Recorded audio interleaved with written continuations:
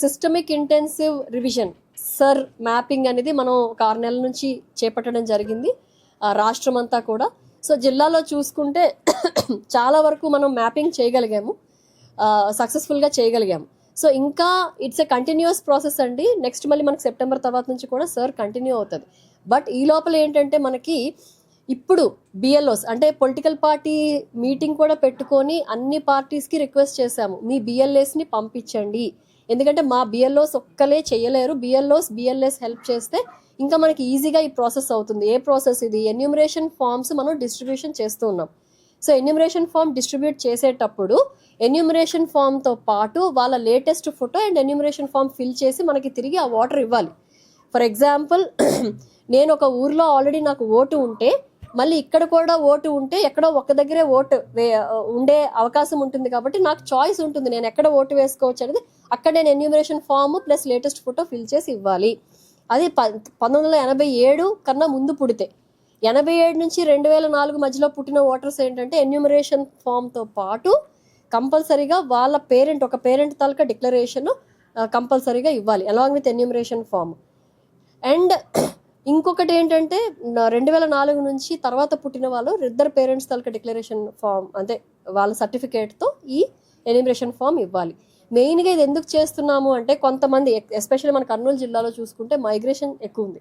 So migrate అయ్యి ఎక్కడికో వెళ్ళిన వాళ్ళు మళ్ళీ ఓటు వేయడానికి ఇక్కడికి వస్తారు.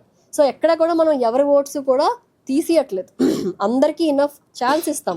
ఇప్పుడు ఎన్యూమరేషన్ ఫామ్ మనం ఇచ్చిన తర్వాత కూడా ఆ 15 రోజులు టైం ఇచ్చిన తర్వాత కూడా వాళ్ళు ఎన్యూమరేషన్ ఫామ్ ఇవ్వకపోతే వాళ్ళకి నోటీస్ ఇచ్చి వాళ్ళని పిలిచి హీరింగ్ చేసి అంత ఇనఫ్ టైం ఇనఫ్ ఛాన్స్ ఇచ్చిన తర్వాతే మనం తిరిగి ప్రొసీడింగ్ ఇచ్చి ఆ ఓటు తీయడం జరుగుతుంది. సో కాబట్టి ఎక్కడ ఎవరి ఓట్లు తీసేయట్లేదు, ఎవరి ఓట్లు కూడా మేము అన్నెసరీ యాడ్ చేయడానికి కూడా ఉండదండి. ఎందుకంటే ఇప్పటికే సర్ మ్యాపింగ్లో మన ఇంటి పేరు బట్టి అంటే ఇప్పుడు నా ఇంటి పేరు, మా నాన్న ఇంటి పేరు లేదా మా అమ్మ ఇంటి పేరు చూసుకొని దాన్ని సరిపోయిందా లేదా, లేకపోతే మెయిన్గా నాన్న ఇంటి పేరు ఎక్కువ వస్తుంది కాబట్టి నా పేరు నాన్న ఇంటి పేరు చూసుకుంటాము.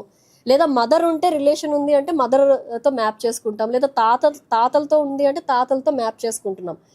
ఈ మ్యాపింగ్ చేసిన తర్వాత ఇంకొక ప్రక్రియ ఏంటంటే మ్యాపింగ్లో అడ్రస్, నా అడ్రస్ మా నాన్న అడ్రస్ లేకపోతే మా తాత అడ్రస్ ఏదైనా సేమ్ ఉంటే కూడా మ్యాపింగ్ చేసుకుంటున్నాం. ఇక్కడ మ్యాపింగ్ చేయలేని పరిస్థితుల్లో ఉండిపోయిన వాళ్ళందరికీ కూడా ఎన్యూమరేషన్ ఫామ్స్ ఇచ్చి మళ్ళీ ఒకసారి ఈ ఎక్సర్సైజ్ అంతా చేసుకొని వాళ్ళకి మనం ఇక్కడే ఓటు హక్కు అంటే ఏదైతే ఉందో అది కన్ఫర్మేషన్ అంతే కన్ఫర్మ్ చేసుకొని చేయడం జరుగుతుంది. 2 దగ్గరలో ఓటు ఉన్న వాళ్ళకి ఏంటంటే ఈసీఐ వెబ్సైట్లోనే మనకి డెమోగ్రఫికలీ సిమిలర్ ఎంట్రీస్లో వాళ్ళు సేమ్ ఉన్నారు అని చెప్పి మనకి ఇస్తారు. దాన్ని ఎక్కడో ఒక దగ్గర ఆ ఓటర్కి మనం ఛాన్స్ ఇచ్చి ఒక్క దగ్గర ఆయనకి ఓటు హక్కు కల్పిస్తాం.